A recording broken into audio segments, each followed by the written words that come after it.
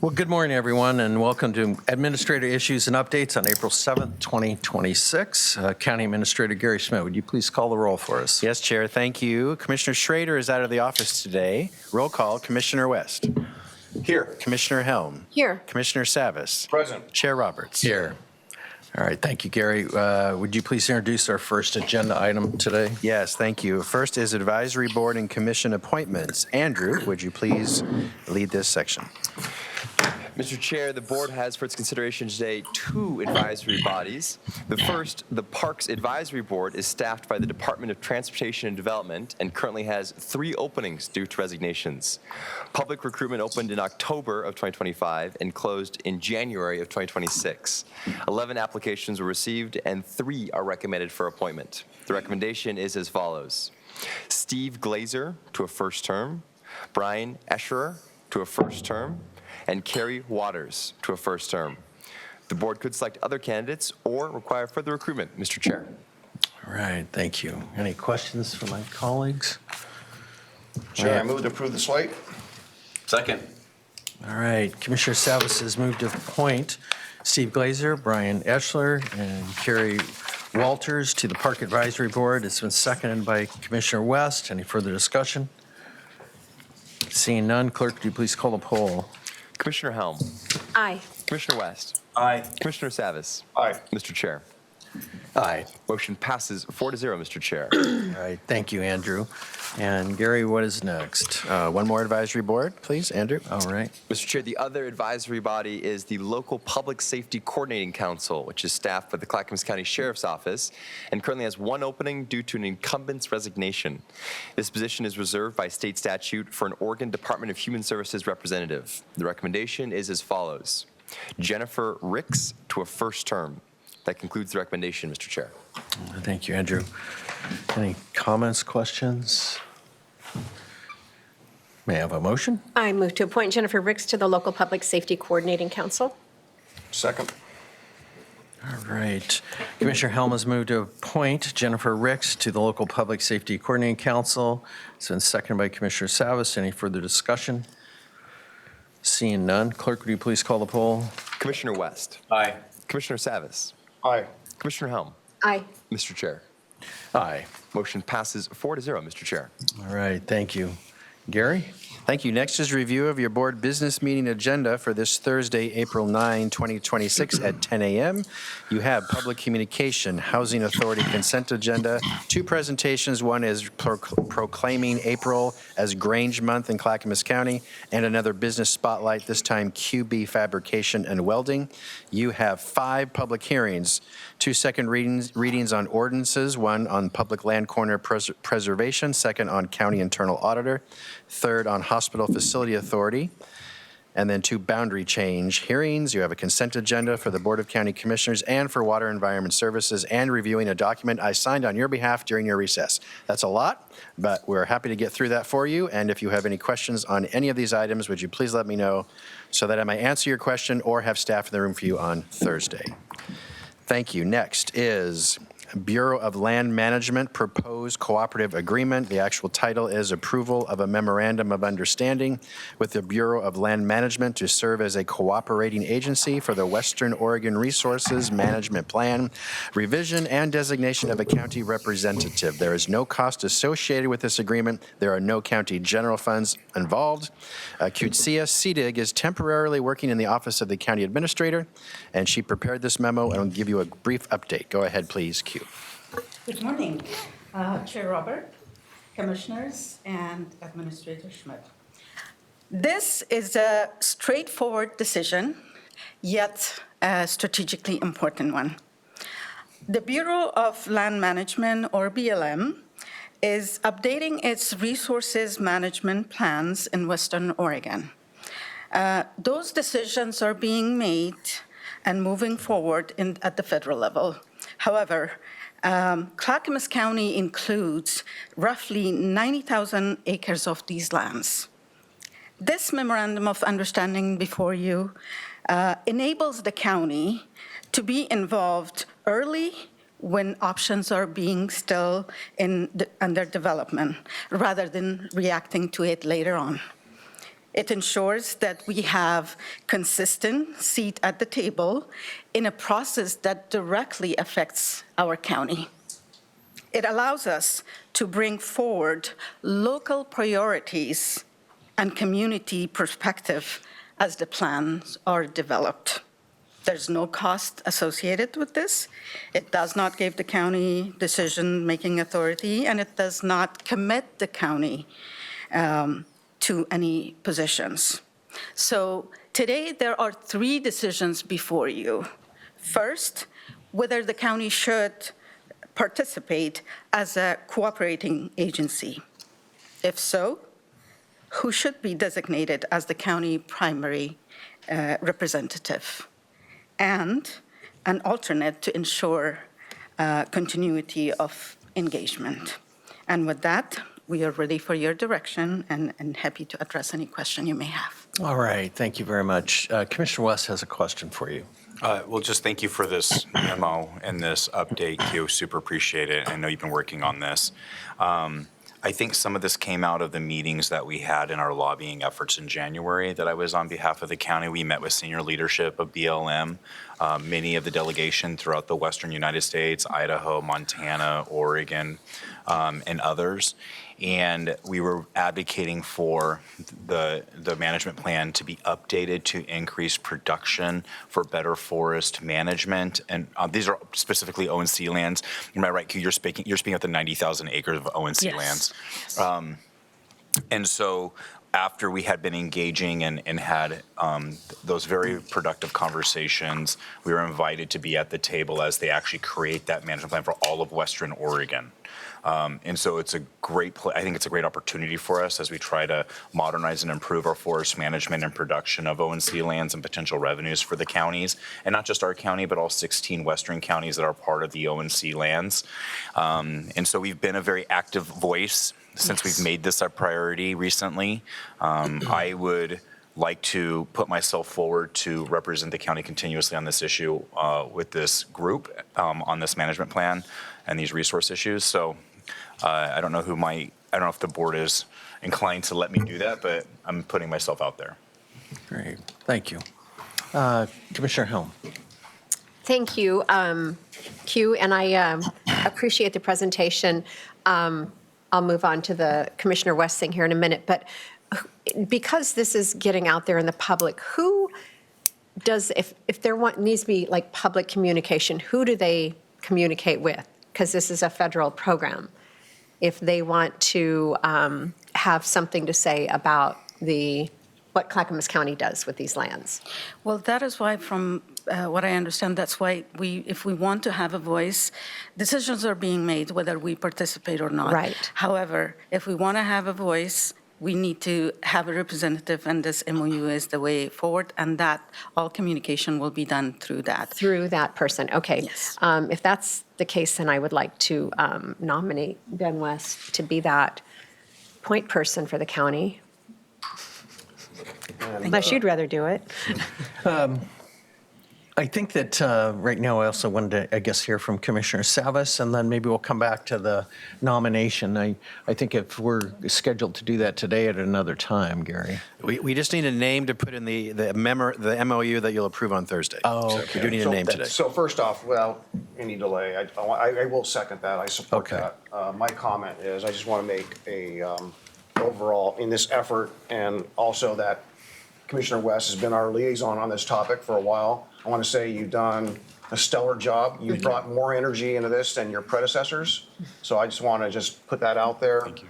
I hope you continue to do that and you be as effective as you seem to be, because that formula change, you came back, that's a lot of money. It's a lot of money we got. Yeah, and I don't think we've really monetized that yet until we actually see some production and so forth. So I just want to give you those words of confidence. Thank you.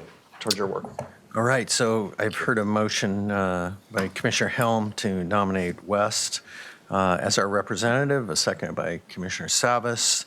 And any further discussion? Can I make a friendly amendment? Yes. So Q thought that we should have an alternative along with Right, that. I was gonna come back. Can I nominate Commissioner Savas to be the alternative if necessary? I don't know if you even want to, but I'm throwing your name out there to add an alternative representative if one of us or I can't. How I'm not about, available. how about we get through this one? Do you want to do two and then- motions? Yeah. Okay. Would that be all right? I'll withdraw that then, yeah. Okay, and then we'll. Yeah, we can do it that All way. right. So any further discussion? Clerk, would you please call the poll for us? Commissioner West, Aye. Commissioner Helm, Aye.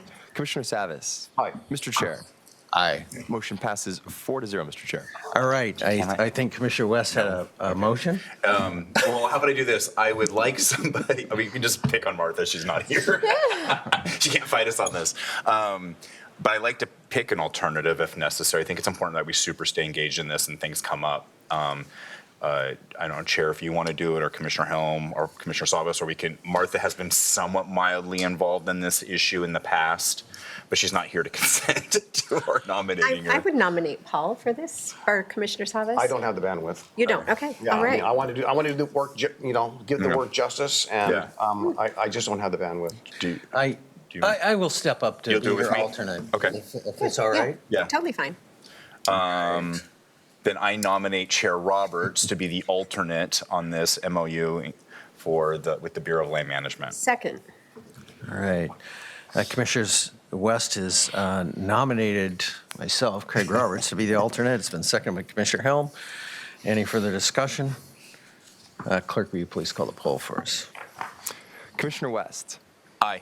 Commissioner Savas, Aye. Commissioner Helm, Aye. Mr. Chair. Aye. Motion passes 4-0, Mr. Chair. All right, Gary, what's next? And thank you very much. Great presentation. So this will go to this Thursday's business meeting consent agenda for your final approval. Thank you. Next, City of Portland has made a shelter funding request to you, commissioners, that's got a lot of attention lately. And so the letter that Mayor Wilson of Portland sent to Chair Roberts, which has been updated. You have the updated version on your dais and is also posted online.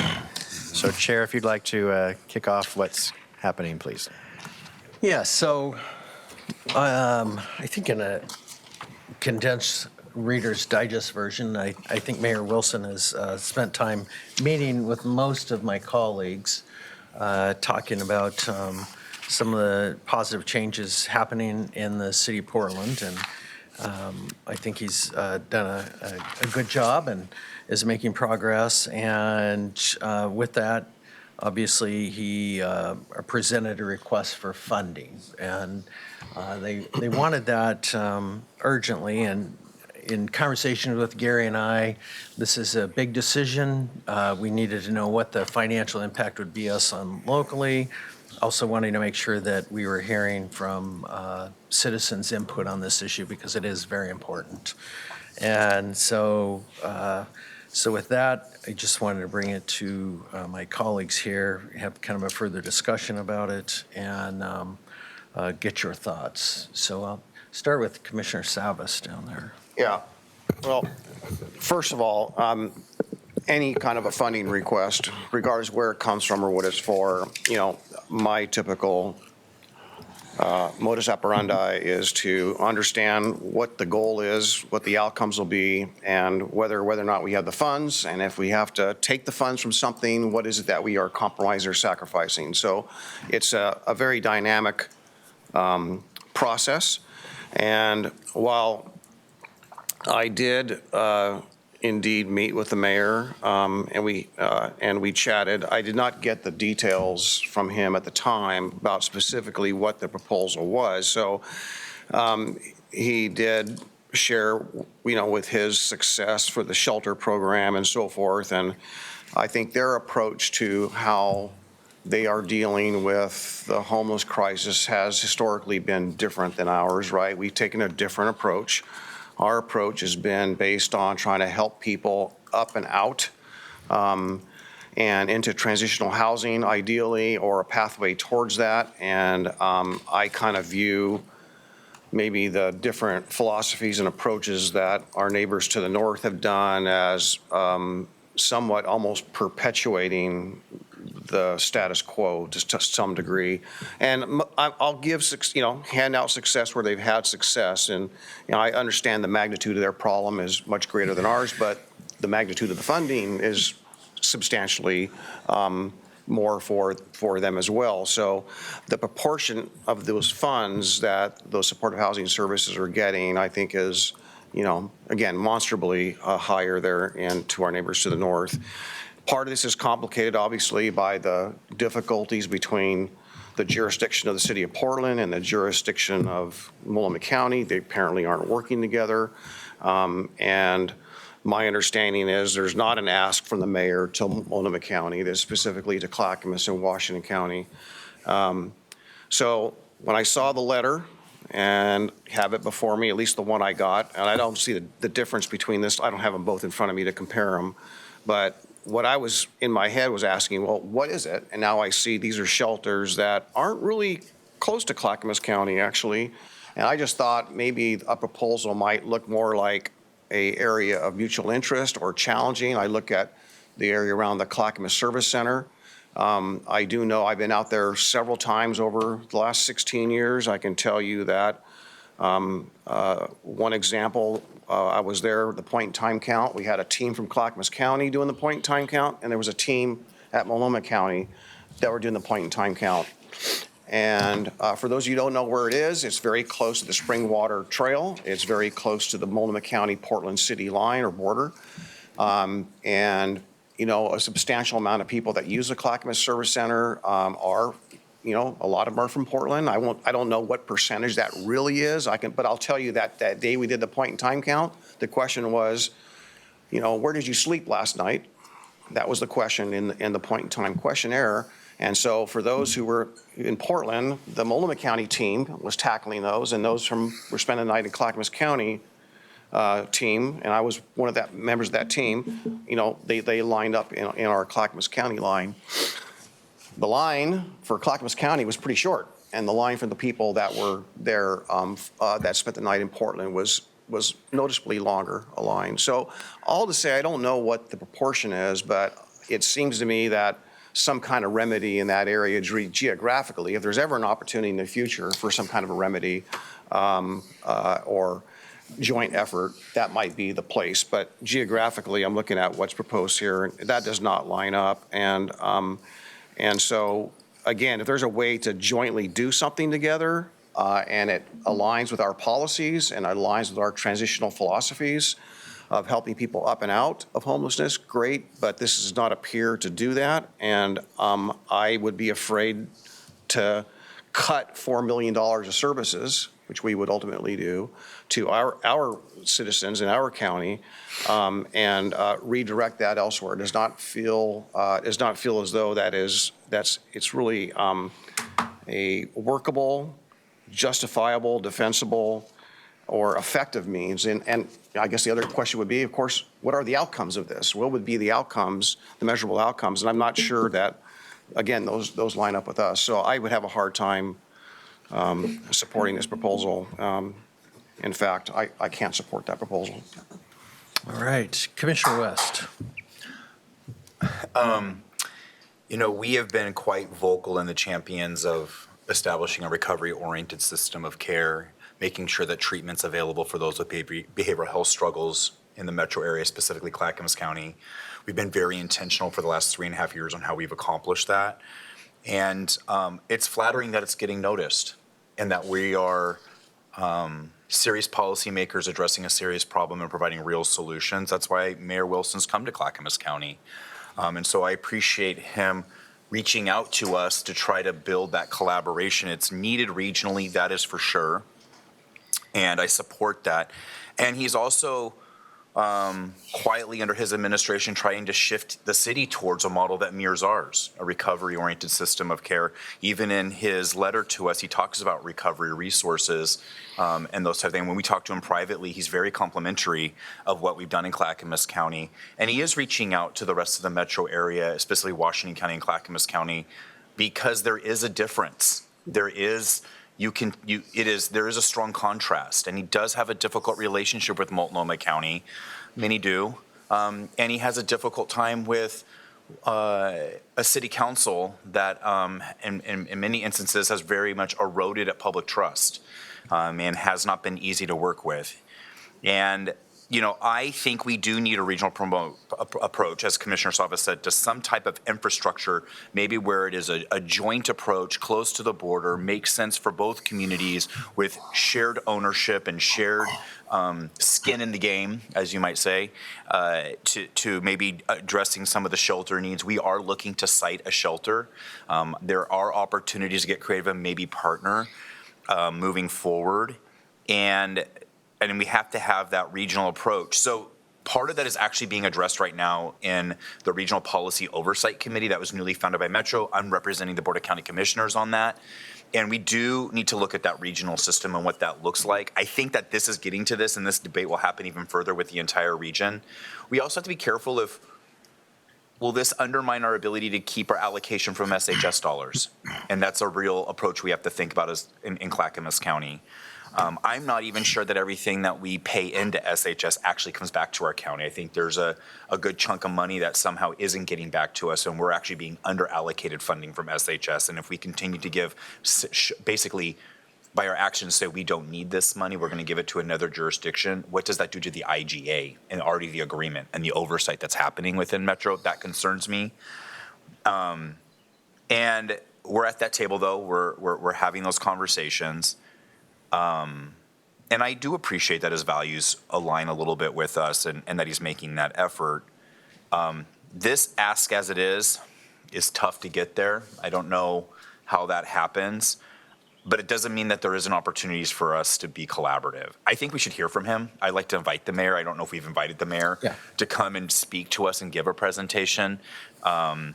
And at the end of the day, there is a lot of common ground between Mayor Wilson's office and administration and the Board of County Commissioners. So there has to be a way for us to be good partners with him and good neighbors.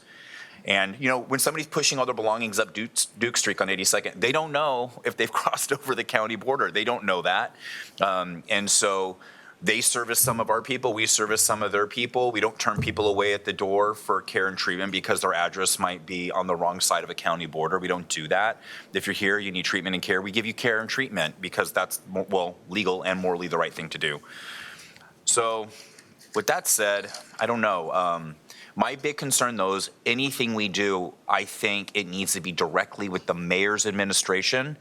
I do not trust the Portland City Council. They do not have public trust, and they have not been able to show that they can deliver results. And that's essential if we begin to build these partnerships. Now, his administration is separate from his council, so I don't know what that looks like legally and how we navigate that. But I am very skittish to partner at all with the Portland City Council. And I think that the majority of Clackamas County residents would feel the same way. Thank you. Commissioner Helm. Yeah, and I'm going to repeat some of the things I said last week after I had lunch with Mayor Wilson. Number one, kudos to him for stepping up and trying to take care of a problem that's over 10 years in the making, right? He's been on the job a little over a year, and he's trying to make a visible difference, and he's got not quite impossible job. He's just got a very heavy lift, and for that, I feel for him. I mentioned his positivity is contagious. He's excited. He's seeing results. And again, we're maybe not on the same page as far as he's sheltering people, but I'm not sure that the recovery-oriented system of care is in place yet, and that worries me a lot. Yes, they're getting off the streets at night, but they're getting back on the streets during the day, and it's a problem. Yeah. And people are not seeing that visible difference of people getting off the streets. I would like to collaborate. This is a regional issue, obviously. It's an issue right here in our own county, and it's gotten way better, but it's not gone, and it's not going away anytime soon. It's getting worse if you listen to our service providers. I would like to reach out more and in-kind help, right? How can we sit down and talk to him about how we can help with the services we're providing and the ideas and what's working and, just the sharing of all that. I think that we have a lot of experience so far that's worked that we have a lot of things we can pass along. I do think the stabilization center that we just opened does turn away people that are not from Clackamas County. right? If I was correct in hearing that it is only Clackamas County residents that can go to the stabilization, and it is right on the border.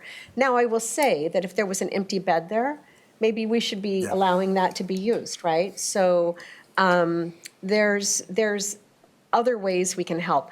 I'm going to go out on a limb and say that I don't think Clackamas County residents want their taxpayer dollars going to Portland. I just think that that's, we need to take care of our own, but yes, we can help in other ways. So, yeah, because our budget is looking more gloomy by the minute. So I want to support him in any way possible, but I think financially, we're just not at a point to do that right now. Thank you. A couple comments, and then I'll go to you, Commissioner West.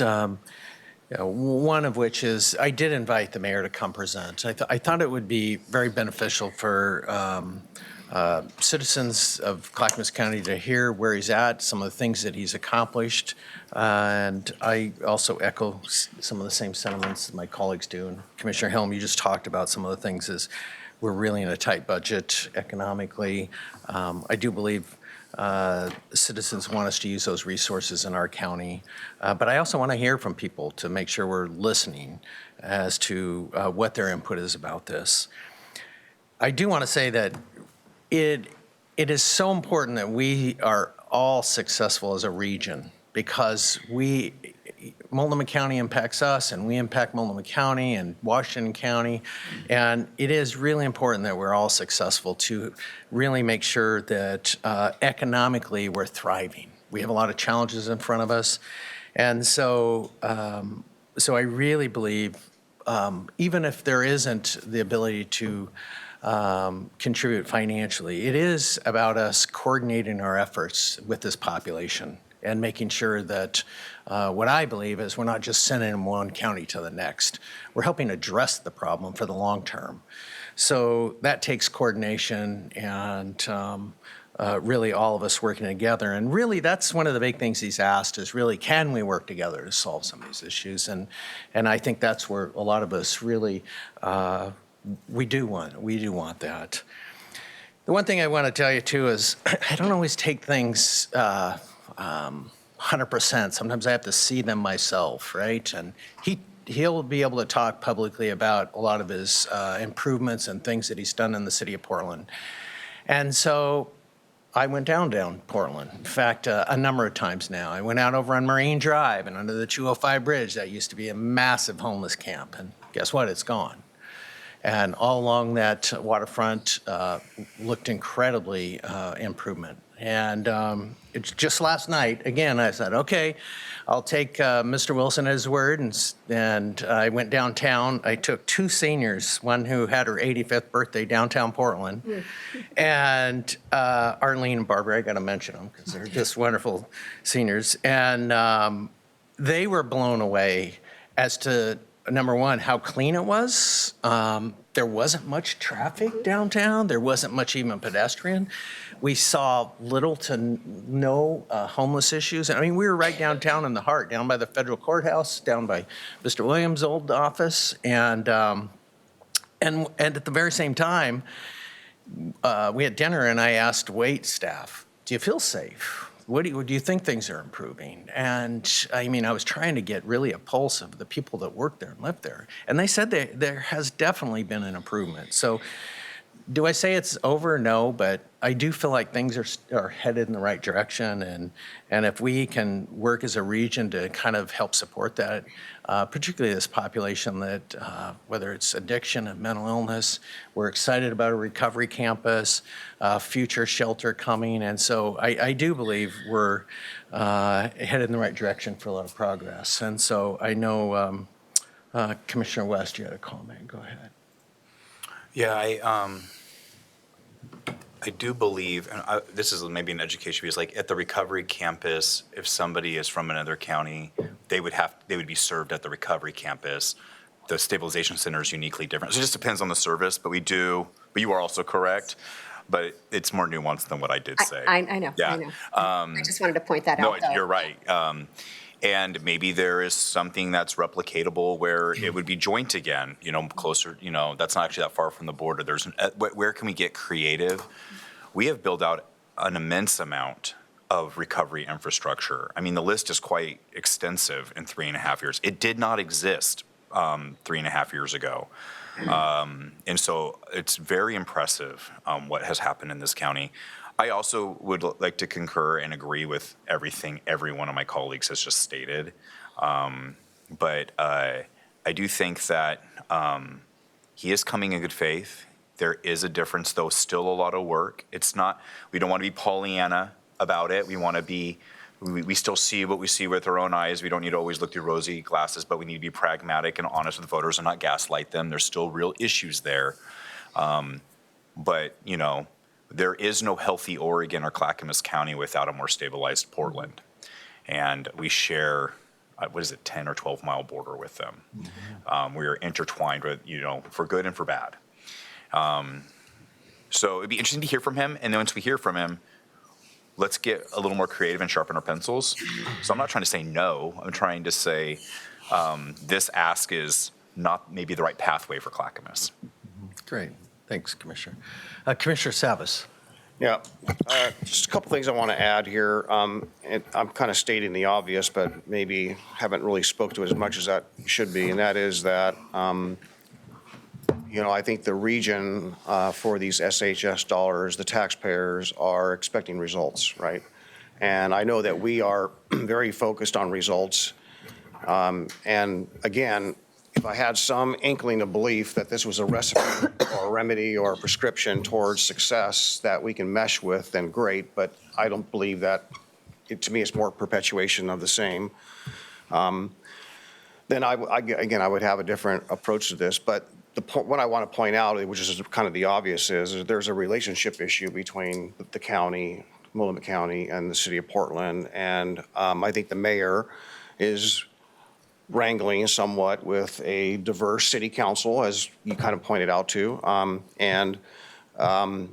There's an election coming up for Multnomah County, and we know there's changes because the way who's running for office in Multnomah County, who's not. So I think there's opportunity for change. And so I think there is a solution maybe for the city of Portland in this crisis to turn the corner with some leadership changes and perhaps an approach towards that. And as I shared with the mayor, and I share with anyone, we are happy to show you and what we're doing and what our beliefs are, to get them on a pathway to success. But we need them to be successful. Yeah. But we can't tell them what to do, right?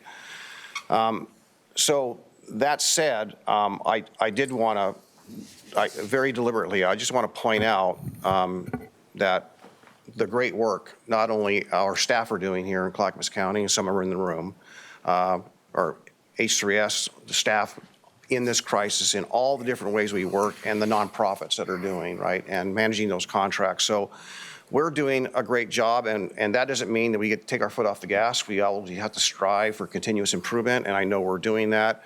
But as costs are going up, frankly, right, these dollars we have, right, whether it's $4 million or $2 million, they're buying less today than they were yesterday. So we have to be mindful that we're not flush with money. This is not money that's sitting out there. We would have to take it from somewhere else. And I can't sit here and take it away from something that's working and can shift it over to something that is not working. That's all I have, Chair. All right, thank you. Commissioner Allen. Just one more little addition. In January, there was an economic forum put on in Portland by the Portland Metro Chamber. And it just gave some really stark and very depressing numbers about what's happened in Portland. And I hope that both the city and the county take this as an opportunity, and I would not just encourage them, but implore them to come together. I mean, as a county and a city, and take care of this. I think it gives them a great opportunity to address some very, very large issues, and this being just one of them. But they all need to be reading from the same page, right? This is, it's not a good relationship, and I think that that needs to be repaired before anyone else can kind of step in and get into the thick of it, especially us. So anyway, I just wanted to mention that because it's, I think this is a great opportunity for Portland and Multnomah County to partner. Great. And one last comment, and we'll probably move on, but, oh, I'm sorry. Did we do that again? Oh, go ahead, Commissioner West Just first. are we just commenting today, or do we want to give a little bit of direction beyond Mayor Wilson coming to speak? I didn't know, like, do we have a couple ideas of innovative collaboration or conversations around that? Like, what system are they using to follow up with those that are homeless in our communities? Are they using something like CHA? Is CHA replicatable into the city of Portland? It's national award-winning program that works, right? So is there, we're about to site a shelter. Do they want to partner with us on the shelter? We have funding for that, and do they want to have shared interest in that close to the border and help us out maybe on their side of the border, our side of the border? Maybe it's something shared there. Do we have any other ideas from staff where we can find that very strong regional approach while still like holding onto our funding, having control over our funding, doing the Clackamas County way, the way that's been working? And, you know, to be honest, like if we gave him $4 million, is his legislative body, which is his city council, do they get to dictate actually how that money is spent? And we just wave the money goodbye to Portland. That I am not interested in doing. That's maybe my questions before we close out here. What are we going to speak about a next step, or do we need to just hear from Mayor Wilson first? Where are we at with that? I guess where I'm kind of leaning right now is next step, perhaps hearing from him. And that really, at least I'm hearing from my colleagues here that right now financially is a pretty difficult time. So maybe one of the things we could ask him when he does present is, you know, outside of financial commitment, is there a better coordinated regional response we could do to improve? One thing that comes to my mind is treatment services are very expensive. And if you have an empty treatment bed, I'd rather see somebody, even if they're from Multnomah County or Washington County, in that bed rather than seeing that bed empty. Mm-hmm. And so maybe there is a coordination on bed usage and vice versa. If they had a treatment bed that was open, and maybe somebody from Clackamas County could go there. But I think the worst thing you can see is not utilizing the resources to their full extent. And that's what I would hope, that that we use some of those things. There could be a number of things, you know, I kind of looked at H3S as, you know, whether it comes to workforce or different efforts that we might be able to coordinate, because I think that it's a long-term plan of recovery and reintegration into a system of care, to workforce, to housing, to many things. And so the more we're coordinated on those efforts, I think the better off that we're serving the public. So if nobody objects, perhaps have him come. We then have a further discussion about next steps. I'm kind of getting the nod. I want to give Commissioner West, is that all right? Yeah, I support that. I support that. Is that all right? Okay. Anything else, Paul? Yeah. Lastly, I just want to close out with this. The mayor's clearly stated he's trying to prepare for a budget. We all know that. We are too, right? State law, we all got to prepare our budgets. And while I know that the funding stream he doesn't really ask where the $4 million comes from, right? He's not specific. He's not saying $4 million in SHS. He's just asking for $4 million, right? But I think all our buckets are pretty well spoken for, right? We don't have the $4 million. So I want to point that out. It's not really clear. And so that gave me pause. And it also gives me pause. I'm just going to use this because the budget's around the corner. And I don't think that because it's not clear that I can straight face our citizens and knowing that on our dais here, we've had this running numbers of the budget. And right now, it's been up here for a while, we're 4.9 million in the red. So the optics of us giving $4 million that we don't have, knowing that we already have our own $4.9 million hole we need to dig out of, and others, I don't see how we can explain that away. All right. Thank you, Commissioner. All right, Gary, what's next, my friend? Got it. Thank you. So the next step, we're going to invite the mayor to come and speak to you and then go from there. Next, Chair Roberts and Commissioner West co-hosted a healthcare roundtable a few weeks ago And if you don't mind sharing your insights and update from what happened there, Chair Roberts and Commissioner West. Yeah, I think maybe I'll kick it up, turn to my colleague over here. It was, to me, it was very exciting to host our first ever healthcare roundtable to talk about challenges in the healthcare field. And we had it on Wednesday, March 25th. And I do want to thank the representatives that showed up, and CEO Phil Fogg from Marquis, Brad Henry from Providence, Tanya Hoskins from Avamere, Craig Van Valkenburg from Willamette View, Adam Van Den Avel from Kaiser, Joe Yoder from Legacy, and Devish Baha from Fora Health. So that was folks that were at that. And one of the things that we really wanted to do again is talk about the challenges that the healthcare field was suffering. Obviously, there was a lot of issues, shortage of CNAs, nurses, and looking forward to how we can better address our aging population and make sure we're better in a better position to provide those services. So there was a number of other issues that we talked about.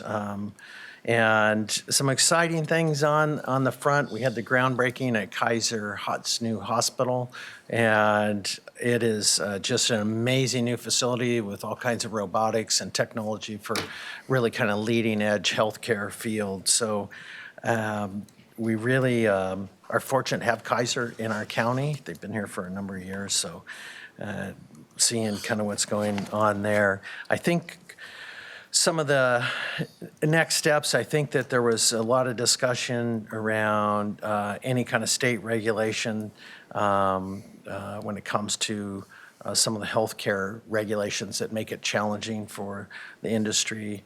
And I think that we just really had, I thought it was a very productive conversation, and looking forward to future ones where we can kind of now take some of those issues that they brought forward and see about how we can kind of work together to solve some of those. So I know I'm leaving a lot because it was a very productive conversation, and I thought it was beneficial having a nurse because one of the issues that really came to the forefront constantly was that emergency room population, those struggling with addiction or mental illness, and how that kind of can backlog treatment for other patients, maybe perhaps with heart issues. So we just want to be very effective with referrals and how we maybe plug people in. And some of the early programs that I think has really helped us in our county is kind of this nurse navigation that works out of CCOM is a great example. And I think they were also really excited to hear some of the things that we do have going on. So it was really a formative both ways. But Commissioner West, you want to add to that?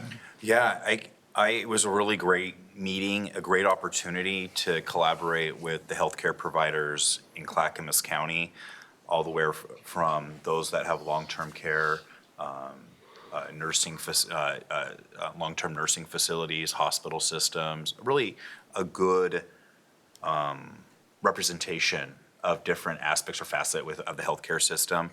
One of the things that these leaders spoke to and really reiterated was some of what we've heard come out of Eco Northwest and the Portland Metro Chamber and how that has impacted their ability to be financially viable.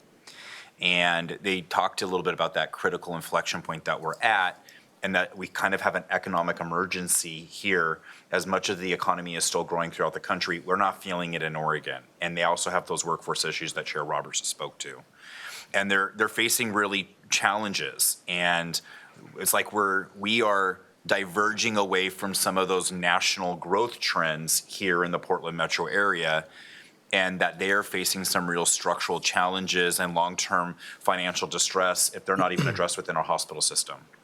And we know about a lot of that. We know about this stalled population growth, job losses recently was reported at 8,800. We understand where we are with real estate investment. We're 80 out of 81 out of the major U.S. cities, placing us second to last on the national real estate attractiveness.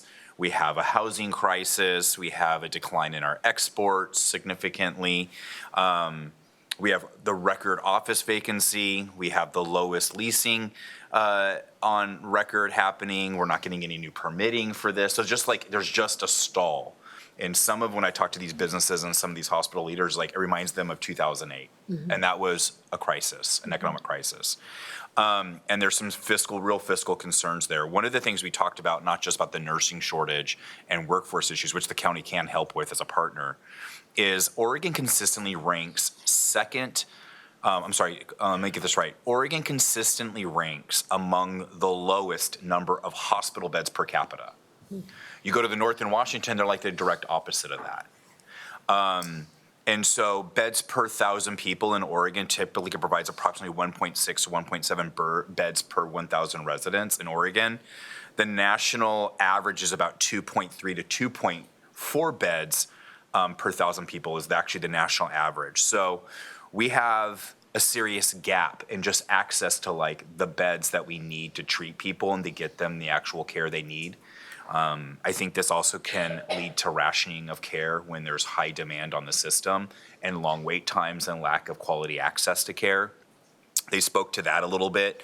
And we tied to the behavioral health crisis, tied to the workforce shortages. We have, and that fiscal instability is really negatively impacting our hospitals. So we're just trying to be a good partner and hear them out at the county level. We spoke to how Vibra Hospital, it's a long-term hospital that did acute long-term care, specialty hospital, just closed over on 102nd and Halsey. That was a massive loss. So then now you actually have an overburdening in your ICUs and in your step-down units. And I asked them about how does that impact the overall system with losing that piece of care, and they were like massively. And then you also have people like that should no longer be they need to step into a different place to get that longer term care, but they still have those high acute critical needs, not getting that kind of care.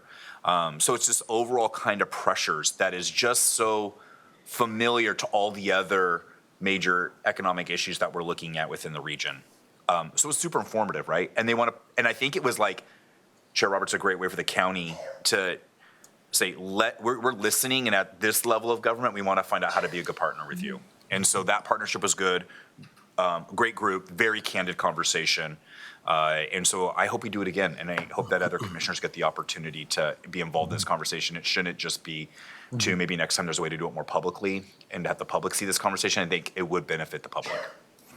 And thank you, Commissioner. And I just wanted to highlight really the themes of the discussion that came out of it. And so really it was increasing economic health and vitality of the region, and really that also extended to attracting new business and jobs and how business really helps support the healthcare industry, which they say businesses leaving the Portland area once again impacts the healthcare field.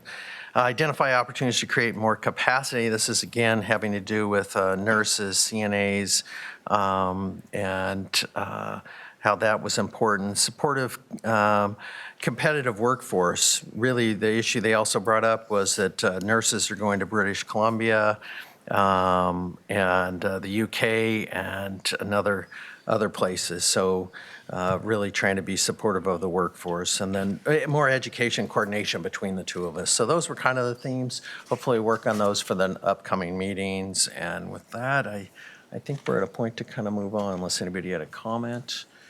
All right, with that, Gary, what's next? The final item for issues is Commissioner Communications, and you do have 2 policy sessions this morning. All right. Well, our Commissioner Schrader is not here today, so I'm going to go to Commissioner Savas. Yeah, first of all, just to help, well, not to help, but just to opine on the conversation you and Commissioner West just had, I'd like to say that, capacity, that, Clackamas County does have a large medical presence, and obviously growing that is important as well. And related to infrastructure and keeping people or businesses growing here in the county, that piece of property that Providence owns on Highway 212, which has been basically stranded, if you will, because of lack of infrastructure, the highway, is part of Sunrise Phase 2. So just so you know, Providence is ready to move once that they have access, and that has been impeded by that project not moving forward fast enough. So transitioning back into what I want to chat about, budget's coming. I'm going to be very careful on what I say. I'm not a person to speak for the sheriff or CCSO financial work group that Commissioner Helm and I sit on, but I just want to give you some positive feedback that's coming out of that. In that, number one, we are clarifying a number of things. There's been, I think over the years, some myth and maybe some misunderstandings. I think there's been misunderstandings of terms, but overall, I think I just am really, and I think the theme, the feeling in the room is that we are actually finding agreement on a number of things and clarifying, not so whether it's facts or figures or whatnot, but I just want to say the progress is really good. I want to thank everyone for their participation. But I'm hoping that we can have really a very constructive dialogue at budget time with facts and reality. I think everyone wants real numbers and does not want to have the conversation devolve into some back and forth or invalid numbers or so forth. So I guess essentially, steal a term from past, is that we can all sing from the same sheet of music, and that music hopefully is facts and figures, right, that are real. So I want to give you all that update. And Chair, I'm going to keep it short because I have to leave here shortly after 11:30, and I know we have work sessions, so I'm going to yield back to you. All right, thank you. Commissioner West. An issue that I've been working on, I think I'm not the only commissioner who's been made aware of the moderate income revolving loan. It's called MERL to help with home ownership and our housing crisis. Gary, is this an appropriate time for me to briefly bring this up to my commissioners? I've been wanting to have the opportunity Yes, to bring your this request is to ask for a policy session to further decide the topic. So we've talked about this. I can give a brief explanation because we are short on time, but I do want to ask today the commissioners to allow us to bring this for a policy session. MERL is a program that is state-funded initiative. It passed in 2024 to increase the production of middle housing in Oregon. It's kind of first come, first served to the funding. It is managed by the Oregon Housing and Community Services, and it provides zero interest loans to local counties and cities, which then use those funds to grant help to developers to build affordable rental and for sale homes. We was approached by a number of developers and builders that are looking to get innovative and provide housing. I think it's also a great opportunity for those first-time home buyers. We have a housing crisis. I know that there is a property and opportunity of 44 units really gummed up right now in the city of Milwaukee. And I was speaking to the groups that are trying to get this done, and the builders and developers. They've been over a year having some difficulty with the city of Milwaukee, but they're finding the tone with Clackamas County to be much more accommodating. And I think that we're trying to be a government that figures out how to get to yes and solve problems. So I think it's a now thing we're wanting to address. It helps target households earning 120% or less of the area median income to create more housing for those families. And it's a little bit lower purchase price. There is a tax abatement issue with it, but it's only for 10 years to kind of help get these things off the ground. And then those things are back on the tax rolls, and it's more inventory on the tax rolls. So I think that's kind of a fair balance or give. It's not for 30 years. It's not exorbitant. And it also can reach even rural areas that are having issues with home ownership that sometimes get neglected, all kinds of different project types. And I think we should be in conversations with the state, with that department, with our partners that develop and build the housing, and then us to maybe help facilitate that as a local jurisdiction. I'd like that to be a policy issue that we could talk about. Is there? Yeah, I'll just say, If I do okay summarizing? so that's come up at C4. So we are actually planning on having that discussion as well. Okay. So whether that's at the retreat or not, or whether that is at the next C4 meeting, when we have that, the next C4 meeting will be at the city of Milwaukee. So we're planning on dialoguing about that. So the mayors have expressed that interest in looking at that as well. I don't know if it came up at the mayors and chairs meeting, but it's come up with some of the mayors I've talked to. So yeah, I think we can do that, but Okay. I'll just tell you, it's already underway to some Okay, good. degree. I just want to make sure that it's publicly out there that we are looking at this seriously as an option. And also, like you said, I guess working with our city partners. All right. Anything else, Harry? That's all I got today. Commissioner Hill.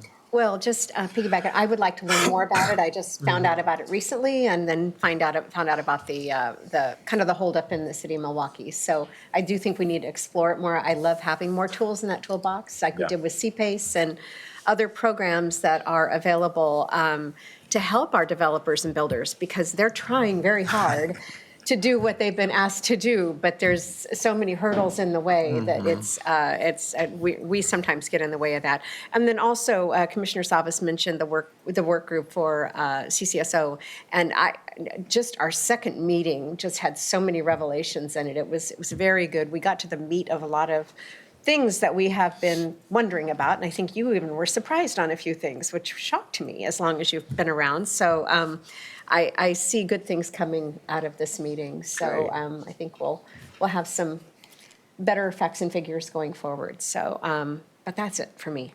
Are we a thumbs up on a policy? Yes. Oh, yeah. I'm a Yeah, thumbs up on the yes. Okay, policy. just wanna make Yes, sure- I didn't- definitely. nobody- Sorry, I'm that's why I was sorry. like, are we doing it? Yes, we're doing it. Okay, Sorry. yeah. All right. Anything else? I want to make sure I didn't cut you off. So I think in the interest of time, I'll go ahead and pass, and we'll go ahead and move on. So I'll conclude our administrative issues and updates. We'll now proceed directly to our policy session. So I'll turn to you, Gary. You want to? Thank you. First policy session is potential county biennial budgeting. Presenting today is Cindy Becker, Project Manager in the Office of the County Administrator, and Greg Geis, Director of Water Environment Services. You are meeting as the Board of County Commissioners here, although there's potential you could ask West to be a pilot for this potential project. But you're meeting as the Board of County Commissioners, not the West Board, for this discussion. All right, Cindy and Greg, take it away, please. Good morning, Commissioners. I'm Cindy Becker, County Administration, and I'm not here to talk about the Recovery Campus. So what I'm going to do basically provide you with is an overview of biennial budgeting versus annual budgeting. First, I want to say that there's no right or wrong. There's a variety of jurisdictions that do both of them. Under Oregon budget law, local governments may adopt either an annual or biennial budget. And there are numerous examples of that across the state, across the country. Clackamas County obviously operates on an annual budget. All Oregon counties except Benton County have annual cycles. Several cities in Clackamas County have biennial cycles. The state of Oregon, along with 16 other states, has a biennial budgeting cycle. However, I do want to note that they moved to annual cycles, although the off one is supposed to be policy, but what happens oftentimes is that there's budget discussed in that as well. And the state of Oregon also has emergency board meetings. And as you know, the federal government operates on an annual cycle. So there's been a variety of studies done. Multnomah County actually had commissioned the Hatfield School of Government to do a study on annual versus biennial cycles. I did not include that. I can send that to you if you want. But I just wanted to talk about the advantages and disadvantages, and they both have them. I mean, both annual and biennial cycles. So the common advantages of the biennial budget includes a reduced amount of time. And I want to mention the reduced amount of time is if you do a one and done. In other words, and I'll talk about this a little bit later. So you would have a reduction if you're doing a true biennial cycle where you just do the budget once and you come back in 2 years. It also encourages jurisdictions to think strategically over multiple years. You know, when we do the annual budget cycle, I think we're a little bit different because we have this 30-year forecast, so we are looking into the future. But a biennial budget really forces you to think in multiple years and the impacts there. Biennial budget aligns with the state's budget calendar. When there's a discussion about more transparency on full program costs, what that means is when you have a biennial budget, you have kind of a 2 to 3 year period to really look at how dollars are spent, what the impacts are. When the annual budget, it's more difficult to do that just because of the compressed amount of time. And the budget is considered in non-election years, which frees up policymakers not to think about their elections and the budget at the same time. So common disadvantages. One of the biggest ones is the uncertainty. When you are doing a biennial budget, you're really looking out 3 years. And particularly given in this kind of, let's say, tumultuous economic environment, it's a challenge to look out 3 years with any kind of certainty. So that's, I would say, probably one of the biggest disadvantages. And it's more difficult to respond unless you have another mechanism in place. A true biennial budget is more difficult to respond to unexpected downturns, to be more flexible. You can't turn a biennial budget on a dime, if you will. And it is more complex to develop a budget just because you are looking 3 years out. I worked for the state for a number of years. I lived a biennial budget, so I can speak from experience that you're making lots of decisions and you're really weighing risks because you're doing a lot of estimating and projecting because of the unknown. And then, again, biennial budgets require working very far in advance. There's also a concern when you have a biennial budget, and depends on how that budget is approved, there's a concern that people go, wow, I've got 2 years of a budget, I'm going to spend most of it in the first year.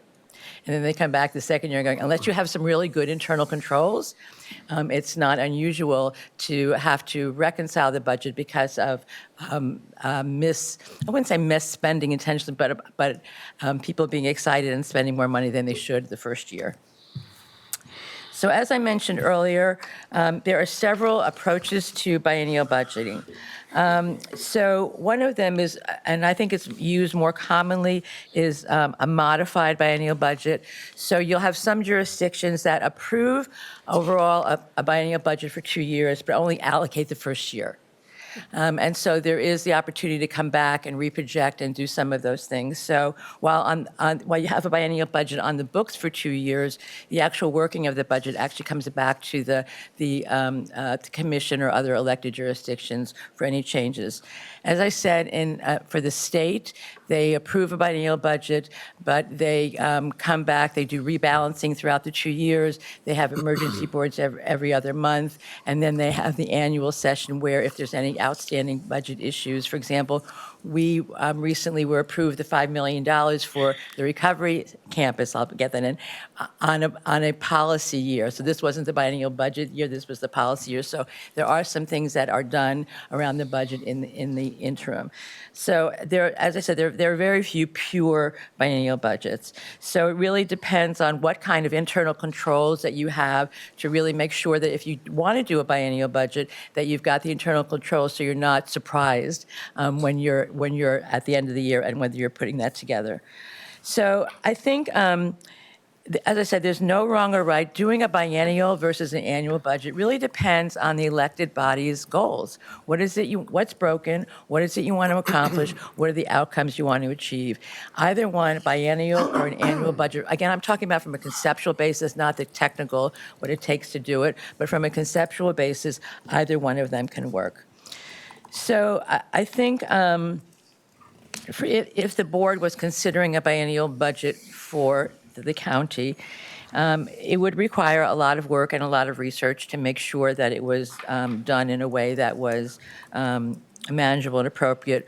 It would require additional staffing, technology. This would impact all the departments, all the timelines. There would have to be changes in process and policy, and there would be training needs. Again, I'm not saying it's wrong. It's just these are the things, if you want to move that way, these are the things that you would need to consider. One of the options that has been discussed, and Greg's going to talk about this, if the board is interested in doing or putting joint toes in the water around biennial budgets, you may want to start with a pilot program and just look at one department. Wes and Greg will be talking about this. I think one of the reasons that Wes would be from my perspective, the optimal department to do that is they have much more control over their revenues. So it's not a question of property taxes and some other things, but they're setting the rates, they're controlling the revenues. So there would be less uncertainty in a biennial budget for a department like West, which is really not true for our other departments. So with that, I'm going to stop and ask if you have any questions before Greg starts talking.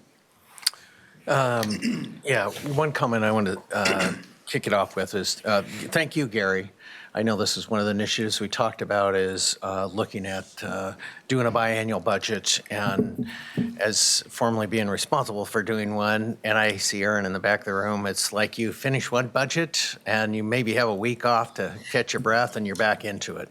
And the way I look at it is staff time is money. And if you're able to do this longer-term planning, I believe it frees up staff time to do some other critical work that they can do, because it is, I think sometimes we forget how much time goes into putting together a budget, all the checks and balances, and so I very much am thrilled about Greg and you and your staff being a pilot. I think that's wonderful suggestion, is to have you guys identify kind of the challenges or issues. I think also what I'm also very interested in hearing about is kind of staff time. Do you see an improvement or not?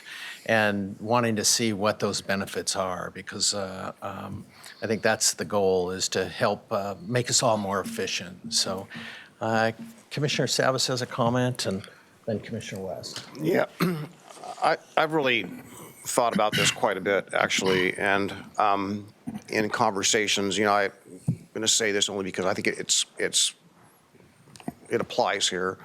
I started out my first elected position on a special district back in the year 2000. So I've served in a capacity of special districts and elected roles continuously since then. My first budget committee meeting was in 1998. So I've been serving, the public in ways financially. And I think what's missing in this presentation, and again, I come from a grassroots background, so I'm sorry, I don't have an administrative background, I don't have a government background, I just came from being a small business owner, raising a family in this county, so I come from the perspective of our constituents. And there's not anything in here that really speaks to the fundamentals of why we have elected boards, and that is that we are considered the watchdogs. We are considered the people that oversee the operations. And in this case, West, for example, it's fees. There's fees that we annually have that we apply annually, fee increases that need to be managed. And I think that having, in my opinion, having a budget every other year reduces transparency in a time when our economic times are more stressful than ever. And while West does have the protection of rates, whereas a lot of our other departments don't have that, we're on a property tax base or we're on a grant funding basis from federal or state funding. The point is that there's, in past, people have criticized the state legislature because they have a biannual budget, right? And some people say, well, geez, it's hide the ball. Well, I don't know that, but look at reality. Reality is that in this short session, all those staff still met and talked about the budget, state budget. It still happened, right? So if there's a proposal here that says, I see this one bullet here, that we can maybe reduce administrative efficiency. So the question is there actually a measurable outcome where there's actually a cost reduction where we reduce FTE? Is that the goal? I don't know. But I just fundamentally think that in these economic times, it's really critical that, and we have to be very surgical about how we go forward about everything, is that the impacts to families and households are more important before. So maybe if we have a really bad recession, I might want to be able to tweak the rates accordingly. And so having our finger on the button all the time is important. But I just think we lose a little bit of that effective control that our electorate elected us to do, to respond to the times, the economic times, and the oversight. So I'm reluctant to consider this, frankly. Okay, thank you. Commissioner West. I have questions. Help me understand this, Cindy. So how will the kind of true-up process be managed? So when we do the biannual budgets, how do we adjust for economic factors?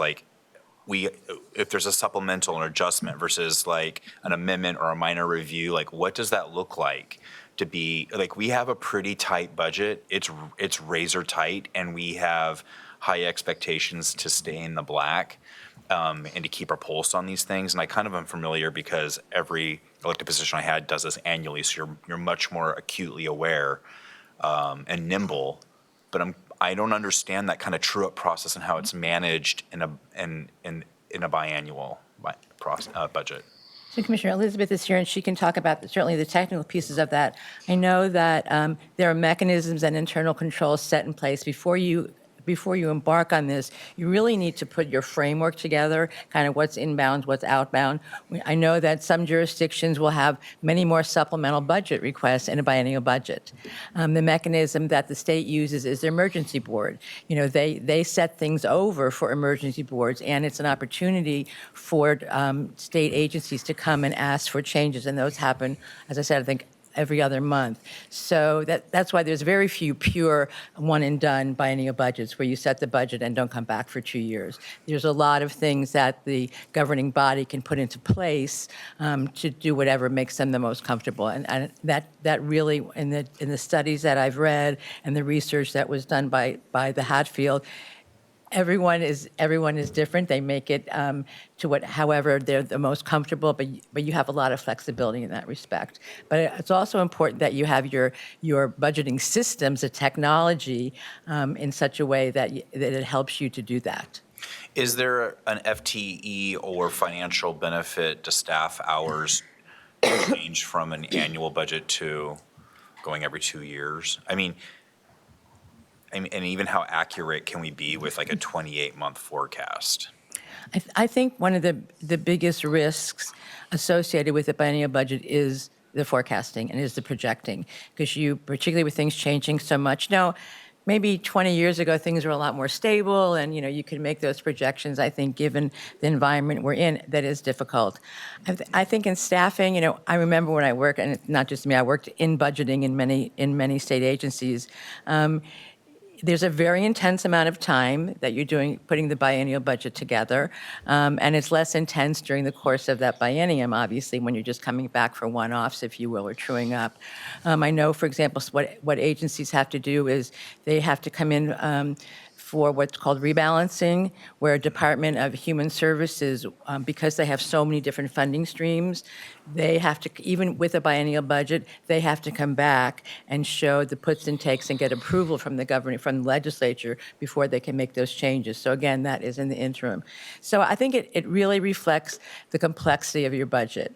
Department of Human Services, they're about budget all the time because of all the federal money they get. Some of the other agencies that are either more simply funded, for want of a better phrase, it is going to save them time and energy. But the complex departments are always at it. Okay, so we as a board made a 30-year forecast. Mm-hmm. So what are the impacts with that very unique forecast? Like, we're the only ones to do that. For 30-year financial forecast, how will a 2-year cycle work with these long-term projections to ensure multi-decade stability, I guess? Commissioner, I think it's another thing that's important to add about the long-term forecast, the 30-year forecast, is that you also said that you have to be in the black on the 30th year. Right. That is it's one thing to do a 30-year forecast, that's another to say, we have to be in the black. That really impacts how you do your forecasting. And I think, again, when you're already doing a 30-year forecast, doing it up on a biennial or an annual, you're still making those projections. You still have to come up with a set of assumptions that you apply throughout the course. So I'm not sure that the biggest risk, again, is in that 2-year forecast, 2-year budget, is that you nail your forecast on that second year. If there's like another wildfire, heat dome, ice storm, some disaster, flooding, we just recently had flooding in Clackamas County, are we less responsive in those emergencies with this budget going every 2 years? Are we equally as responsive or less? It depends on what you decide. For example, the legislature sets aside money. When they do their biennial budget, they set aside money for emergencies or for fires. Okay. And that is released during the emergency board. So if you would Okay. set aside amount of money, you could do that. Does the public weigh in, or is this a board decision? Does the public get a chance to weigh in? What's that process look like if we make a shift like this to biannual? I don't know legally whether or not that would be a code change, or in that respect, the board would. I don't know what that would take from a legal perspective. It is a board decision. Okay. You don't need to change your county code. So here's my concern. And we're also going into budget season right now. This right now seems like a lot as we're going into May. And we haven't even seen this current budget. There's already rumblings about a budget that this board has not seen or had really any involvement in.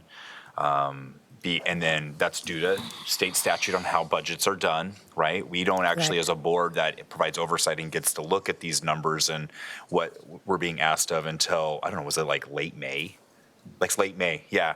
So, but there are things that are in process now. I'm reluctant to move forward with something like this because these questions are still looming. I'm not sure if I'm comfortable with all the questions I just asked. And this is a pretty big shift in how we do things.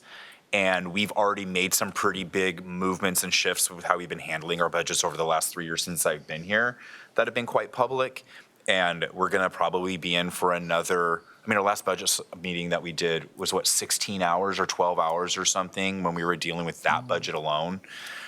I would want to see us get some stability and work through some of that before I'm looking at another big change. And then I still have these questions, and I don't know if I fully have wrapped my thoughts all the way around them to make a shift here for a pilot program. That just seems like one more thing to have to manage and look at and go through during a budget process. I don't know how finance department may feel like this may impact them with a major shift like this. They're being asked to do a lot right now. So that's kind of where I'm kind of settling today. It doesn't mean I wouldn't change my mind, but that's kind of where I'm at. Thank you for answering my questions. All right, Commissioner Helm. Well, I kind of look at this as two different issues. The pilot program for Wes doing this, if there is any department within the county that could do it, it's them. They do have the most stable funding source. And having served on the AC for 6 years, I know they're very, very stringent with their money, and I have no problem allowing the pilot program. Rolling it out to the rest of the county, I think it would be awful. So my question is, if they do this pilot program just with Wes, it's successful just with Wes, can they just do their budget on a biennial basis and the rest of the county do ours on an annual basis? We shouldn't be punishing them because their numbers are so stable when the rest of ours is all over the board. We talk about shifting sands. I just don't see the rest of the county and the other departments having the sort of stability that West does. So that would be my question. Yes, you could do it for one service district that you govern, which in this case would be Wes. There's still an impact to the county because the county finance department does work with Wes, the district, in its work. So there still is an overlap. But yes, you could eventually say just Wes would be a permanent 2-year. Or the other special districts you govern. That's an option. You don't have to decide any of that today. The request is, do you want to These test are questions, this? and Greg might be answering some of these questions if we would allow him to speak before he's just chomping at the bit. But no, that would be mine. I just see this as we've got too many moving parts right now. It's where the rest of this is not stable, and I know you are, so that's why I say if you want to do it, cool, whatever. But I don't think it should be rolled out to the county, even after a 2-year pilot program would be successful. I'm not sure that it would work for the rest of the county. So maybe special districts, yes. Once they showed the numbers were as steadfast as yours have been, and some of them have, but I think let's try one at a time here. So I'll make a couple comments. I think that one of the expectations oftentimes of government is do more with less. And at some point, you have to kind of think about how can I be more efficient, right? And that is why, I guess from my perspective, I can just tell you, I know how much time goes into the budget. It's exhausting. And where I think, why I think this is a perfect opportunity is because your revenue is pretty stable. And, you know, where I see supplemental budgets kind of play a fact in is grants and other stuff like that, where you'd come back and, hey, I got some additional money and I want to do A, B, and C with it. And so I think it's not trying to take a big bite of the whole county doing it. And I see this as a long-term plan. So for example, step 2 might be just the assessor's office, right? Their budget is pretty simple, really. And maybe that's the next one. And I don't want to, I kind of want to address, you know, Paul's kind of concern about transparency. Nothing prevents us from having you come and present on your budget and talk about how things are going. I think that's something we should do regardless, so the public does know how you're spending your dollars. So it's not that I would just say, hey, we're going to not have you come except every 2 years, that we would get, you know, update maybe even a couple times a year. The other thing I guess I'm concerned is if we can't do a 2-year forecast, how on earth can we do a 30-year forecast? I've never been a big fan of 30 years because I think everything can change. I'm hoping we can get to at least being pretty confident what we know, how can we survive for 2 years? And that creates long-term stability, is if we start thinking beyond just a year at a time. Because when I look at the overall some of the department budgets, they're like this, up and down, up and down. I just ask those people that sitting at home, if I cut your budget 1 year and gave you an increase the next year and cut it the next year, that's horrible trying to manage your budget. And particularly when you have to cut, you get used to living on a certain income, and then that cuts. That is extremely difficult. And so I have been completely impressed with Greg and his staff and the competence. If there was one department that would be perfect to really kind of try it, and you might come back and say, you know what, we probably shouldn't do this. And that's okay. But I really, I wholeheartedly trust your staff to give us honest, direct feedback and say, yeah, this is we can say that there's a savings or not. So maybe now's the time, give you a chance to comment. And then I have Commissioner Savas and West that also want to respond to. All right. Well, thank you, Chair, Commissioners. Just on the timing, so as far as, this does not impact the budget that we're preparing now. So we would come back to the board after we consult and put an action plan together with Finance, maybe June, July, whenever Finance has the time to work on it with us. That would be presented to this board as action plans specific to Water Environment Services implementing a pilot budget. And again, that would be a pilot for 2 years, and it may go 4 years before, you know, people are ready to say, okay, this is successful or not. So it's a long range view here. Also want to remind folks that we would still come back to the board annually to set rates. So as far as an accountability metric goes, that does not go away. And I do think, you know, Erin Blue and her team have done quite a bit of research, and we think for our circumstances, and we only know our circumstances, that this could be a very positive thing for our ratepayers. We've demonstrated discipline and stability in our budgeting over the years. We have stable revenues. We have long-range financial plan coupled with a long-range capital plan. We see the future as clearly as I think anybody can. So that's what we're asking. Okay, thank you. I think Commissioner Savas was up next. Yeah.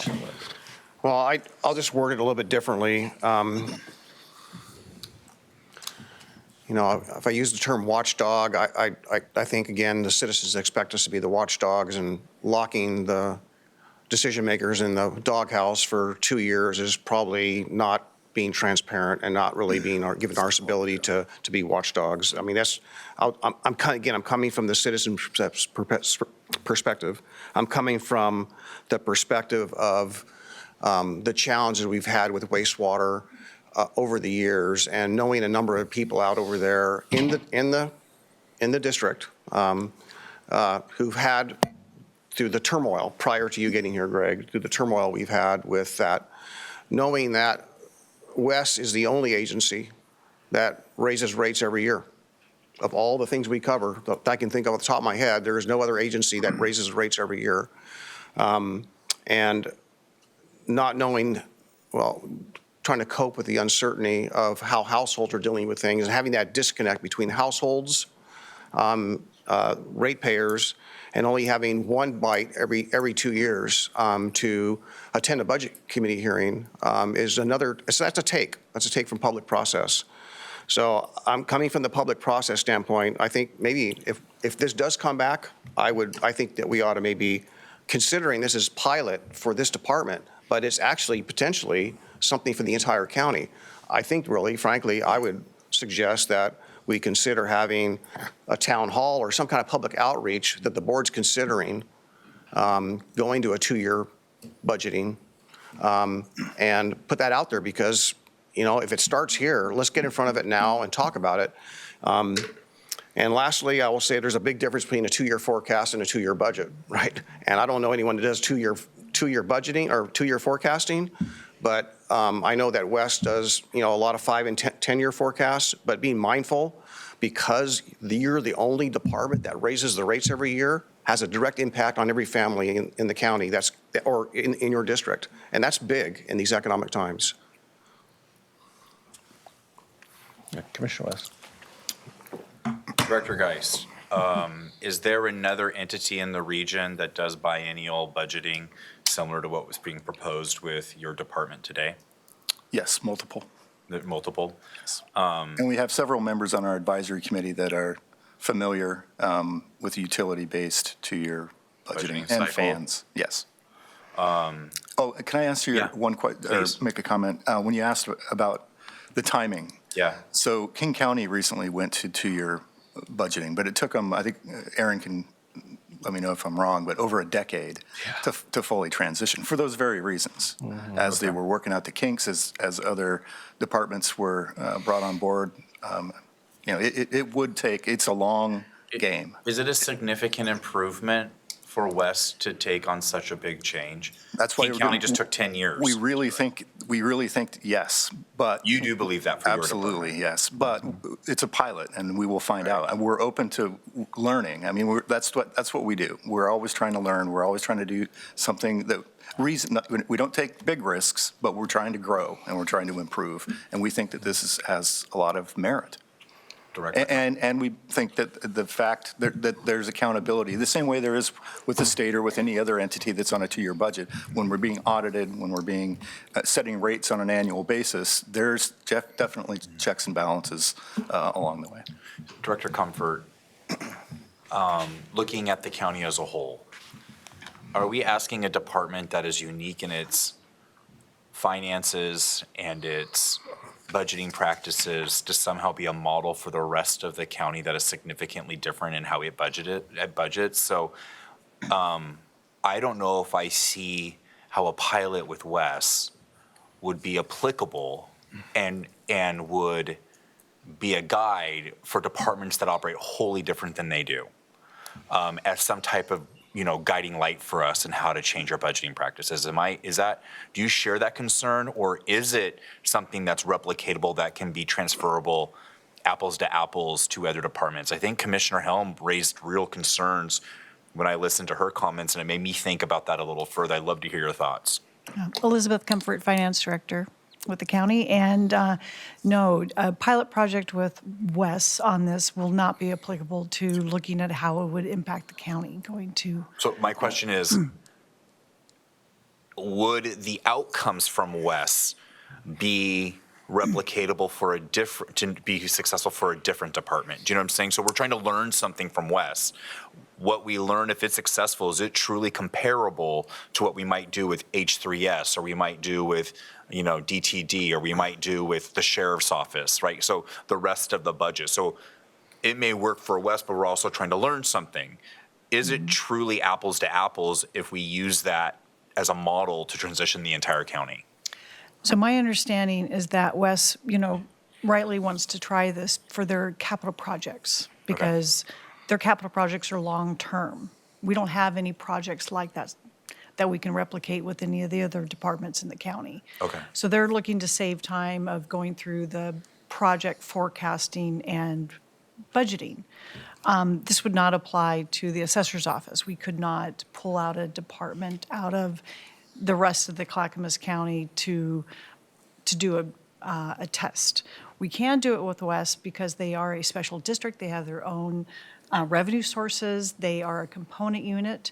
And when we're not budgeting 6 months of the year, the other 6 months of the year, we're doing auditing. So fortunately, we don't have to budget 12 months a year because we have another task to do. And so what we've looked at this, we've talked with Wes on how we can bring it in. We can take because they'll have to do an audit annually. And so we'll have to take their numbers that they've audited for their first 12 months of their biennial budget, and then we'll have to input that into our annual audit. So we wouldn't be able to do that with any other department. It would not be successful.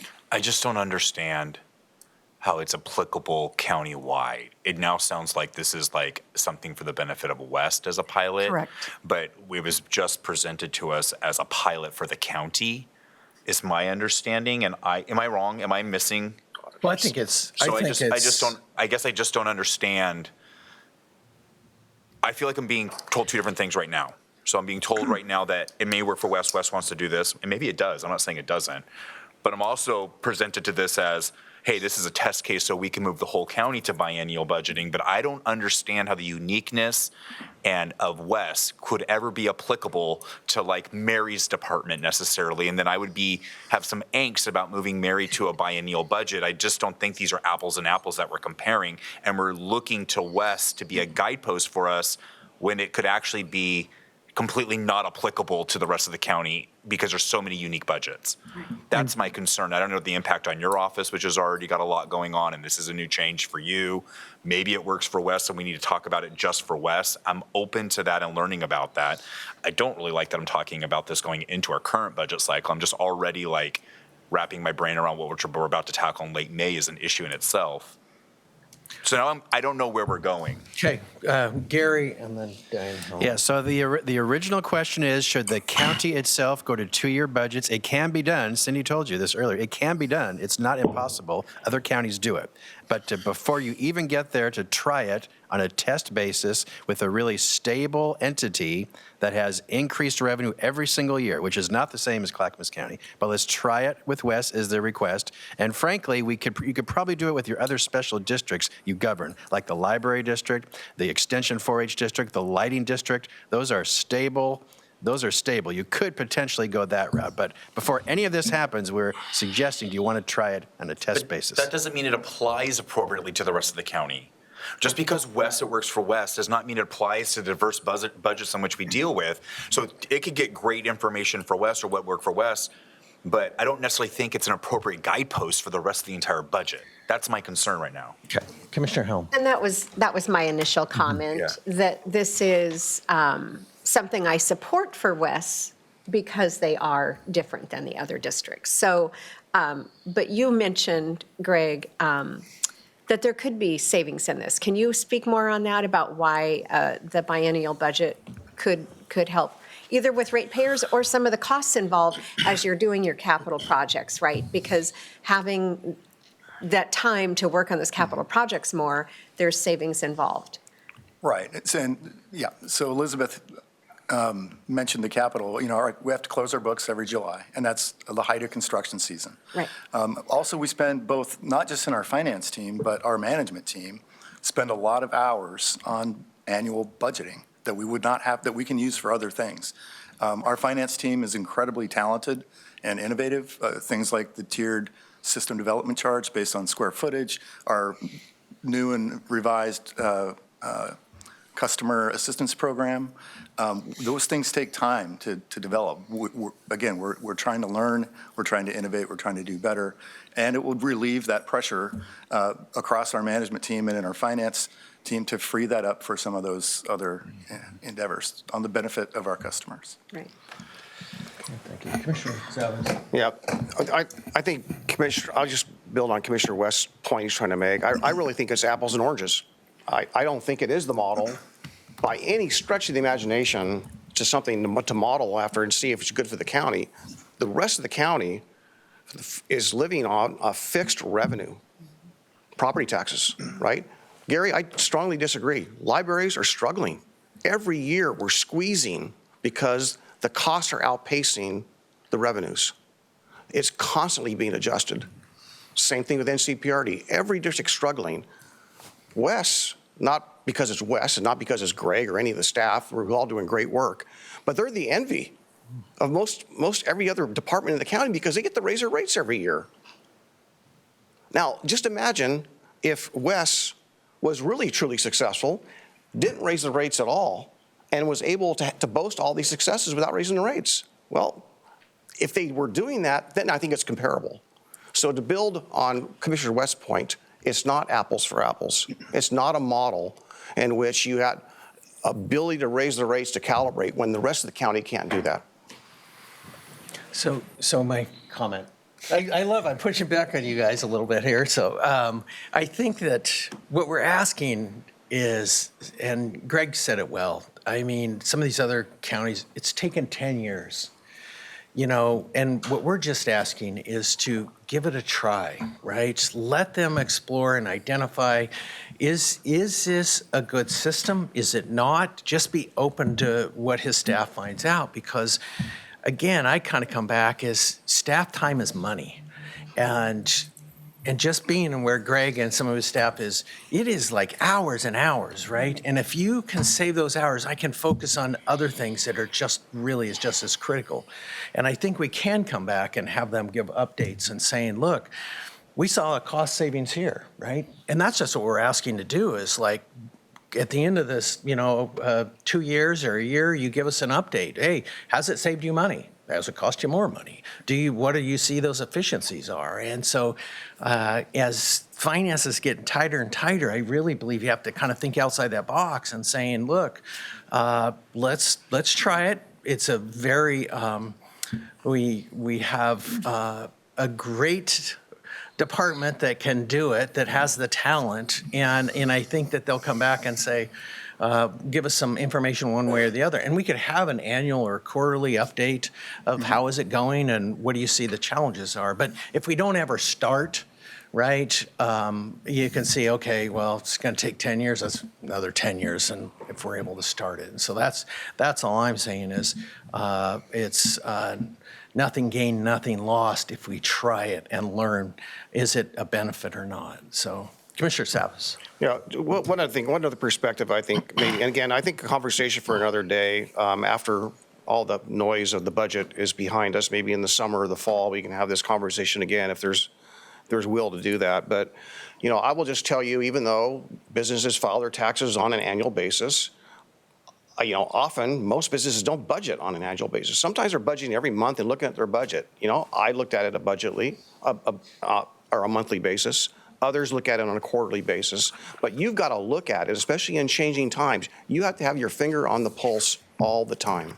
And we are not looking ahead towards prosperous economic times. We're in a high inflationary period. Our citizens are feeling high impacts. And I think that requires us, again, we're elected to do so, have our finger on the pulse of what's going on all the time. And I do not want to take any opportunities away for the public or the elected leaders of whichever portion of this is being studied or evaluated, or the Board of County Commissioners or whatever it may be.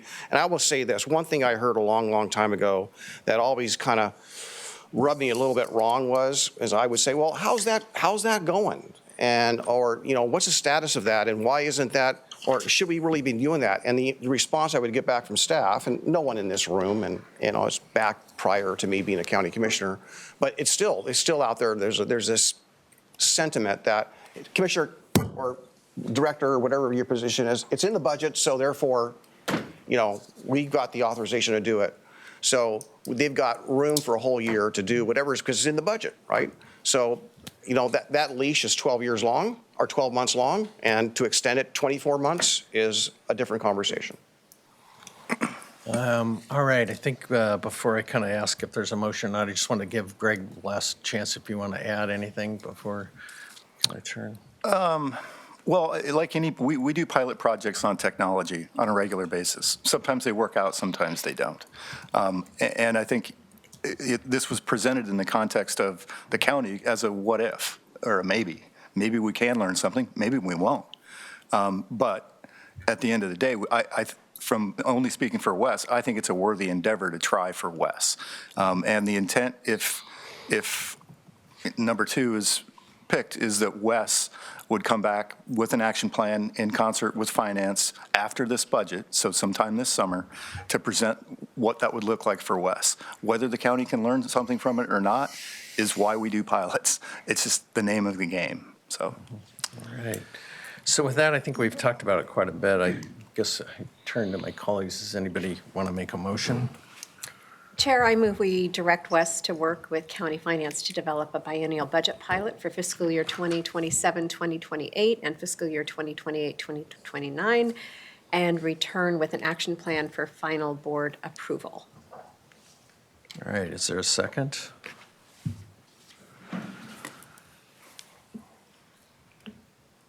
This is going to be interesting. I'll second it. So Commissioner Allen's moved to direct Wes to work with county finance to develop a biennial budget pilot for fiscal year 2027, 2028, fiscal year 28, 29, and return with an action plan for the final board approval. Commissioner Roberts has seconded it. And is there any further discussion? If I might just make one more comment, I will push back a little bit on Commissioner Savas. I don't feel like we're hiding anything from the public by giving Wes the opportunity to go to a biennial budget. I believe we would get regular reports. We would obviously get a mid-year report or a one-year report.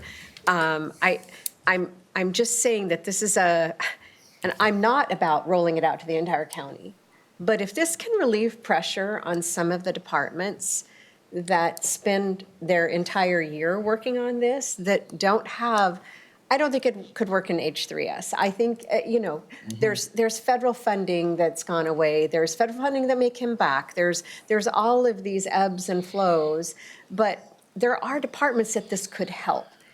Does that, and I don't believe that's hiding anything. I think that is being more efficient with government dollars and allowing the departments themselves to be more efficient. Right. Oh, and Commissioner West. wait, I'm sorry. Go ahead. Sorry. Hi, Elizabeth again. I just want to be clear that special districts are different, and those could independently do something different.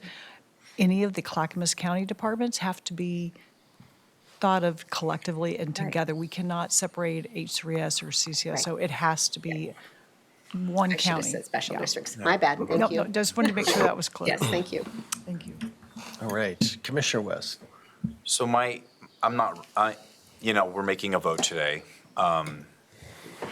My concern is that the intentions of this was for a pilot for the whole county.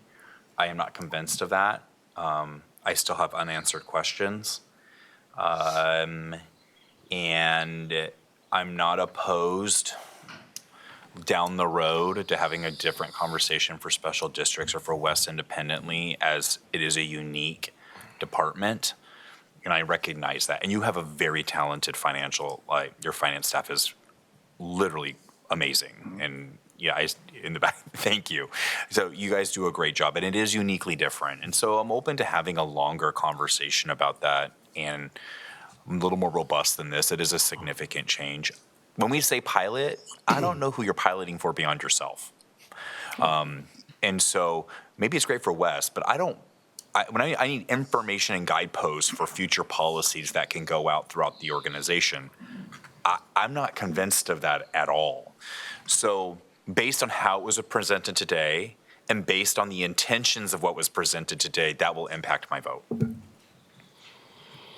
Commissioner Savas. Yeah, just real quickly, my comment about hide the ball was concerns I heard over the years about the state legislature's biennial budget, not about anything internal or directing. So I want to just clarify that for the record. I also want to clarify that I'm actually late to leave. So, Chair, I call for the question.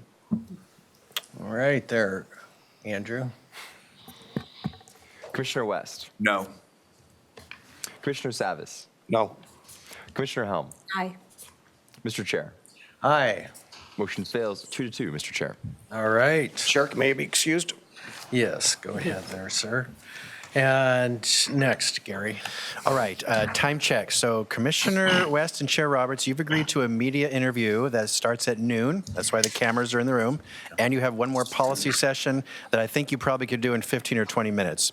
So what would you like to do? We can start the policy session, take a break, come back. We can put the policy session in the afternoon. I would recommend you do the policy session here in the morning. So maybe we start and then take a short break at I noon. would just say, if you guys are all right, let's try and push through and If that's okay? be All right. efficient. All right, the next and final policy session today is Economic Development Incentives and Funding Tools. Presenting is Dan Johnson, Director of Transportation and Development.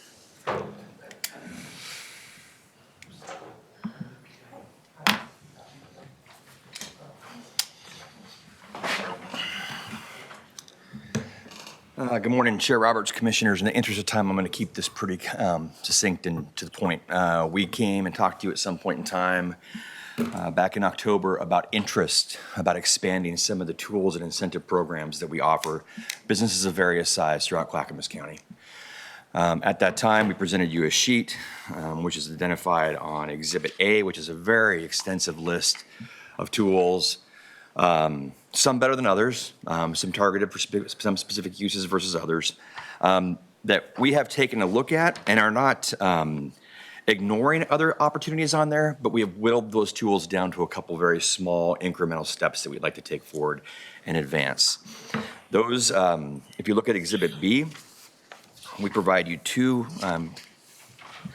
specific areas. One, existing tools that we have, and you'll see the tools that our Office of Economic Development possesses currently for incentive programs.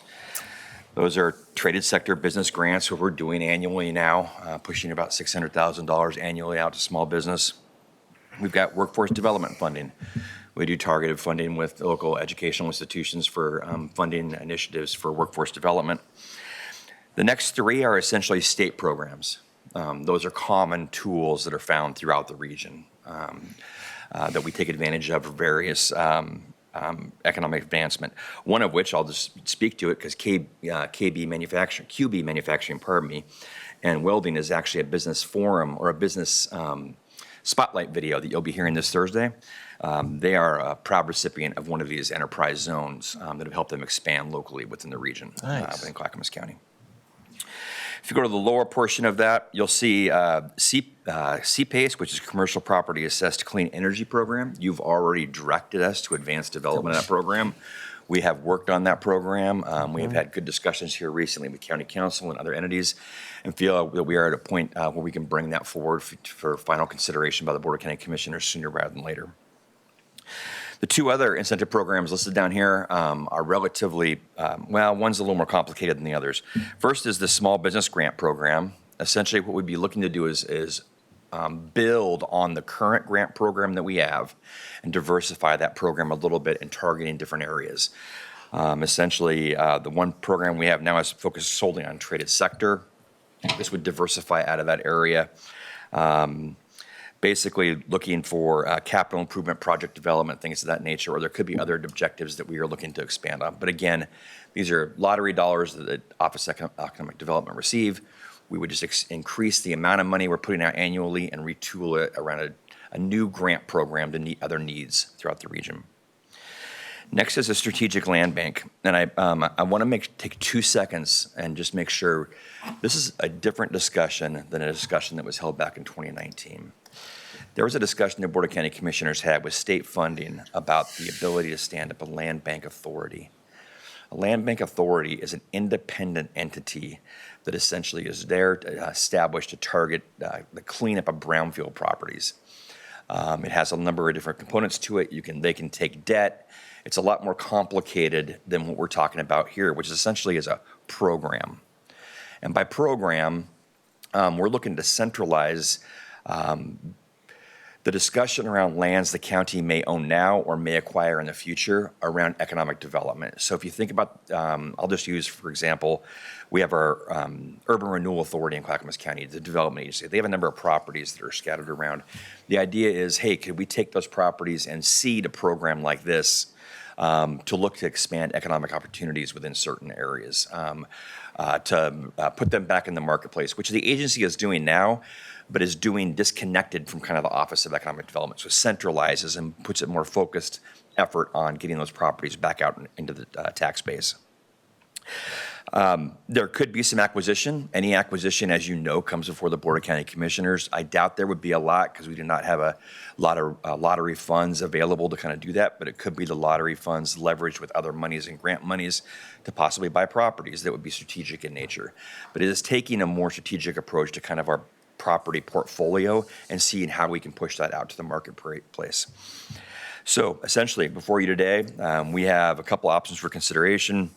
One is to direct staff to further develop the expanded business development grant program and strategic land bank program for future consideration. I want to highlight the future consideration. We would bring back program specifics to you for approval. Second is to direct staff to further develop the board's preferred list of incentives. So if there are other incentives on this list that you'd like us to take a look at, let us know. And last but not least is kind of pause advancement of these incentives at this particular time. And with that, we'd be happy to answer any questions. Oh, the recommendation, obviously, pardon me, from staff is that we would advance further development of the business development grants and strategic land bank for future consideration. Happy to answer any questions you might have. All right, questions? Commissioner Helm. Yeah, thank you for the presentation, Dan. Couple questions. Number one, I'm all about kind of opening them up, the programs, to make them more available for things maybe we haven't thought of. Let the market kind of drive what needs to happen out there. On the strategic land bank investment, is there a cost involved if we're going to take over and buy lands that have constraints that are going to cost to fix? They could be, but for example, we've dabbled in that area through the Urban Renewal Authority, the development agency. You are actually, congratulations, proud owners of a Superfund site. Yay. That's the one I'm referring to. Yeah. But we do not go into those acquisitions with our eyes closed. Essentially, we're working closely with DEQ and EPA. They have all remediation responsibility on that property. We're essentially just the holder of their property, and we have minimal liability or responsibility associated with that. That's what's different. This is not a proactive approach like an authority might be to go out and get brownfield spots or get brownfield properties. It's more of, if an opportunity presents itself, let's assess it, see what liability there may be, bring it forward for board consideration, and see what dollars may be associated with it. There is minimal cost that we're seeing right now in regards to maintenance. Most of the maintenance costs that we're seeing for properties that we own right now is just securing the sites. Right. But we're getting better at that. But essentially, if you think about it, we've got properties that are in the development agency, properties that are in the surplus property program that have been foreclosed on. We've got properties actually within that property resources program that have been set aside in there for certain reasons, and there's a more focus on those properties would be beneficial, we think, for a deeper dive into the economic benefit they might provide the county. Okay. All right, is there a motion?